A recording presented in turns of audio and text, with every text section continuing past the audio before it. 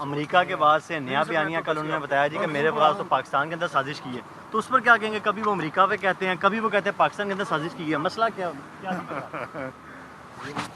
ये उन्हीं से पूछें आप।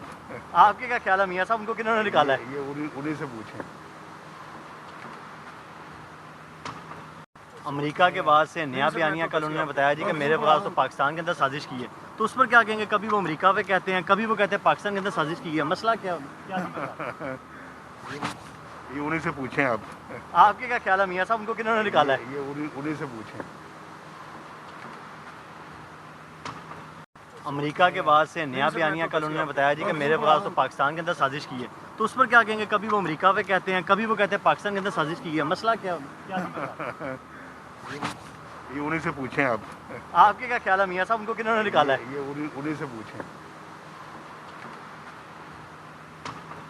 अमेरिका के बाद से नया बयानिया कल उन्होंने बताया जी कि मेरे पास तो पाकिस्तान के अंदर साजिश की है, तो उस पर क्या कहेंगे? कभी वो अमेरिका पे कहते हैं, कभी वो कहते हैं पाकिस्तान के अंदर साजिश की है। मसला क्या क्या ये उन्हीं से पूछें आप। आपके क्या ख्याल है मियाँ साहब, उनको किन्होंने निकाला है? ये उन्हीं से पूछें।